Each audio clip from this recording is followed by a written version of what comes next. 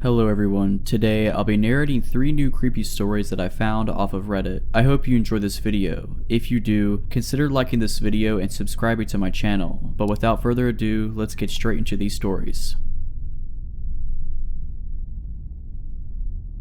It was the summer of 2023, and I was on a road trip across the country, exploring new places and making memories. As dusk settled in, I found myself in a small, desolate town that seemed stuck in time. The sun dipped below the horizon, and I realized it was time to find a place to rest for the night. Driving along the deserted highway, my eyes caught sight of an old, run-down gas station. Its flickering sign hinted at life, but it appeared deserted for years. Desperation overtook my better judgment, and I decided to give it a shot. After all, it was the only sign of civilization for miles around. I parked my car and cautiously approached the station. The creaking sound of the rusted door sent shivers down my spine. I stepped inside, and the musty scent of decay greeted me. The interior was dimly lit, with cobwebs covering every corner. Broken shelves and shattered glass littered the floor, remnants of the place that once thrived. An unsettling feeling washed over me, but I convinced myself that it was just my imagination playing tricks. I called out, "Hello, is anyone here?" My voice echoed through the silence, but there was no response. As I made my way toward the counter, I noticed a flickering light coming from a back room. Curiosity got the better of me, and against my instincts, I approached the source of the light. The door was slightly ajar, and peering inside, I saw a shadowy figure hunched over something. "Hey, is everything okay?" I asked hesitantly. The figure suddenly stopped moving and turned its head slowly to face me. It was a man, but his appearance was unsettling. His eyes were wide and vacant, and a crooked smile stretched across his face. He didn't respond, but rather continued to stare at me in an eerie silence. Feeling a rush of anxiety, I backed away slowly, my heart pounding in my chest. Without uttering a word, I retreated to the front of the gas station. I decided it was time to leave, but as I turned to exit, the man suddenly appeared in the doorway, blocking my path. Panic set in, and I fumbled for my car keys. He stood there, still grinning like a malevolent specter. My mind raced with fear, imagining the worst scenarios. I managed to keep my voice steady as I spoke. "I'm leaving now. I don't want any trouble." His grin widened, sending chills down my spine. "You can't leave," he murmured, his voice sending shivers through the air. "Nobody ever leaves this place." I could feel his words like an icy grip on my soul, but I couldn't let myself succumb to the terror. Summoning all the courage I had, I made a run for it, pushing past the man and sprinting to my car. I could hear his unnerving laughter echoing behind me as I drove away, adrenaline coursing through my veins. Over the following days, my road trip took on a more cautious and vigilant tone, and every time I passed an abandoned building or a desolate area, the memory of the eerie gas station would resurface, sending shivers down my spine. It was as if the encounter had left an indelible mark on my psyche, a constant reminder of the inexplicable and the dangers that might lie in the unknown. As I drove through various towns and landscapes, I couldn't help but wonder if there was something deeper and darker beneath the surface of these seemingly ordinary places. I kept my eyes peeled for any signs of unusual activity or anything that might indicate a connection to the enigmatic gas station. However, I found nothing concrete, just my own unease. With time, the memory of that fateful night began to fade slightly, but I couldn't forget the haunting stare of the man I encountered or the bone-chilling feeling of being trapped in that forsaken gas station. The incident played like a broken record in my mind, and I found myself delving into research during my travels, seeking any clues or urban legends that might explain what I had experienced. Through online forums and local stories, I stumbled upon a handful of tales that eerily mirrored my own encounter. Whispers of a wandering gas station began to surface, a place said to appear when and where you least expected it. According to these accounts, the station was a portal to an otherworldly realm where time and reality twisted in inexplicable ways. These stories were both intriguing and terrifying, but they felt more like campfire tales than reality. Still, the coincidences were hard to ignore. People spoke of unsettling encounters with the station's mysterious occupants, describing them as otherworldly beings who seemed to be stuck in a time loop, reliving the same moments over and over again. Determined to find some answers, I decided to revisit the town where I encountered the gas station. This time, I was prepared, equipped with a camera, a voice recorder, and a journal to document any strange occurrences. As I approached the area, an eerie silence enveloped me, making my heart race in anticipation. The town looked just as desolate as before, but the gas station was nowhere to be found. Its absence only deepened the mystery. I began to interview locals, discreetly inquiring about the abandoned station and the strange occurrences in the area. Most people dismissed my questions as idle curiosity, but a few shared cryptic stories that only fueled my intrigue. One elderly man, who appeared to be hesitant to speak, eventually shared a chilling tale. He recounted a legend that had been passed down through generations in the town, speaking of an ancient curse that bound the land to a realm of restless spirits. According to the story, the gas station was a nexus, a thin veil between our world and the ethereal plane,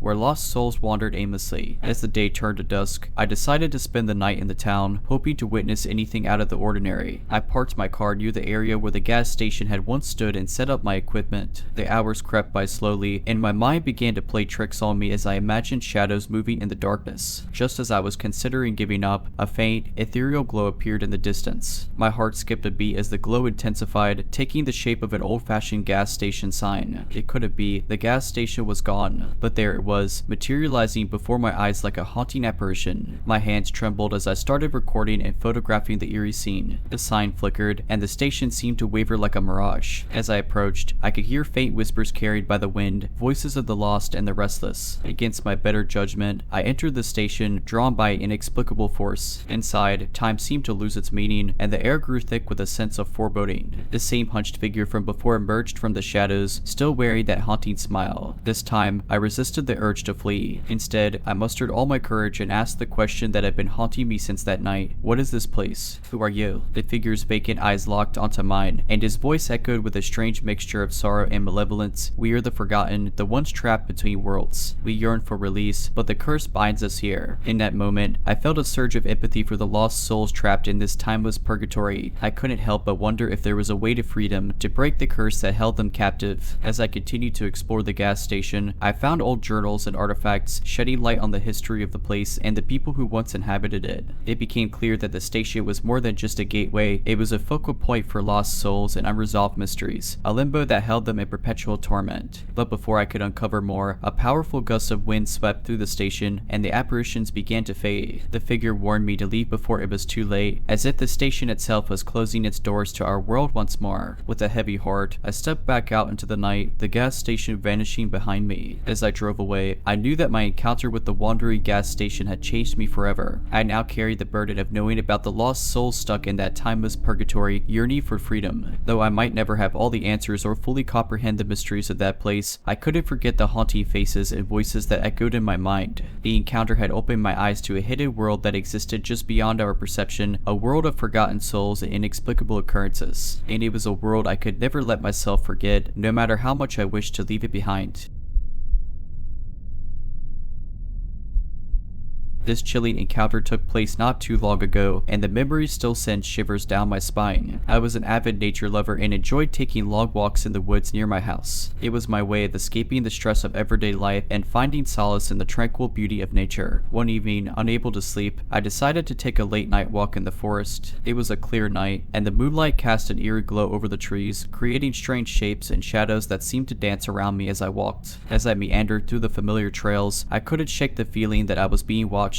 The rustling leaves and distant sounds of wildlife didn't seem as soothing as they usually did. However, I dismissed my unease, attributing it to my restless state of mind. The further I ventured into the woods, the more the feeling of being watched intensified. I convinced myself it was just my imagination, but my heart continued to pound in my chest. That's when I heard it, a faint whisper carried by the wind. Hello, is someone there? I called out, trying to sound brave. Silence greeted me, but the unsettling feeling didn't subside. I quickened my pace, hoping to reach a more populated area, but the forest seemed to stretch on endlessly. My anxiety was reaching its peak, and I considered turning back, but something kept urging me forward. Finally, as I approached a clearing, I saw him, a tall, shadowy figure standing at the edge of the trees. My blood turned to ice, and I couldn't move. The moonlight revealed his silhouette, but his face remained hidden in the darkness. Who are you? What do you want? I stammered, my voice trembling. The stranger didn't respond. Instead, he took a slow step toward me, and I felt my fight or flight response kick in. My instincts screamed at me to run, but my body felt frozen in place. Just then, a sudden burst of courage surged through me. I turned and sprinted back the way I had come, my heart pounding in my ears. I didn't dare look back, fearing what I might see. As I ran, the whispering sounds seemed to follow me, growing louder and more menacing. It was as if the forest itself was taunting me, playing tricks on my mind. The trees swayed eerily in the wind, and the shadows seemed to come alive with malevolence. Finally, I burst out of the woods and into the safety of the streetlights that lined the nearby road. I glanced back one last time, but there was no sign of the mysterious figure. My heart was still racing, and I struggled to catch my breath. I hurried back home, vowing never to venture into those woods again at night. The encounter had left me shaken and questioning my sanity. I wondered if I had stumbled upon some dangerous individual or if my mind had played tricks on me in the darkness. Unable to shake the feeling of dread, I reported the incident to the local authorities. They assured me they would increase patrols patrols in the area, but they found no evidence of anyone lurking in the woods. The weeks that followed the eerie encounter were filled with anxiety and sleepless nights. The memory of the shadowy figure lurking in the woods plagued my thoughts, leaving me on edge even in the safety of my own home. I began to question whether I should have reported the incident to the authorities, fearing that I might have drawn attention to myself from someone with ill intentions. To ease my restless mind, I confided in a close friend about the strange encounter. She listened attentively, offering reassurance and understanding. She encouraged me to join her on walks during the day, hoping that the presence of a companion would help ease my fears. Despite my lingering unease, I decided to give it a try. We strolled through the familiar forest trails, the sunlight filtering through the leaves, casting a warm glow on the surroundings. With my friend by my side, I felt a glimmer of the comfort and tranquility I used to find in these woods. As we walked, my friend shared her own stories of feeling uneasy in certain places and how she coped with those feelings. It was a relief to know that I wasn't alone in my fears, and her support helped me regain some of my lost confidence. However, my unease returned as the sun began to set, reminding me of the unnerving encounter that had occurred under the moonlit sky. I could feel the grip of fear tightening once again, and I was ready to call it a day and head back home. But just as we turned to leave, I caught a glimpse of something familiar in the distance, a tall, dark figure standing among the trees. My heart pounded, and I froze, unable to believe what I was seeing. Was this the same person from before? How had they found me again? I clung to my friend, whispering urgently, "Do you see that? It's him." My friend looked in the direction I was pointing, but when she turned back to me, her face was puzzled. "I don't see anyone. Are you sure you're okay?" she asked, concern etched on her features. Doubt gnawed at my might. Had my fear conjured up the figure once more? Was it a trick of the fading light? My friend's reassurance did little to calm my racing heart. Reluctantly, we decided to continue our walk, but the feeling of being watched didn't dissipate. My eyes darted around the trees, half expecting the shadowy figure to emerge at any moment. I couldn't shake the sensation that we were being followed, even though I had no concrete evidence. As we neared the exit of the forest, a sudden rustling in the underbrush caused us both to jump. I turned around, fully expecting to see the figure charging at us, but instead, it was a startled deer leaping away into the trees. My friend gave me a gentle squeeze on the shoulder. "It's okay. Sometimes our minds can play tricks on us, especially after experiencing something frightening," she said soothingly. I nodded, trying to rationalize my fear. Perhaps it had all been in my imagination. Maybe the first encounter had heightened my senses, making me more prone to see things that weren't there. Over the following weeks, I continued to explore the woods during the day, gradually regaining some of the peace and tranquility I had once associated with them. The memory of the eerie encounters still lingered, but it no longer consumed me. While I couldn't entirely explain the strange experiences I had, I learned to trust my instincts while also acknowledging the power of imagination. Sometimes fear can take on a life of its own, creating shadows where there are none. The woods remained a place of solace and adventure, but I always made sure to heed the lessons learned from those late-night encounters. And though the unsettling memories occasionally resurfaced, they also served as a reminder of the strength I found in overcoming my fear, and reclaiming the beauty of the natural world once more.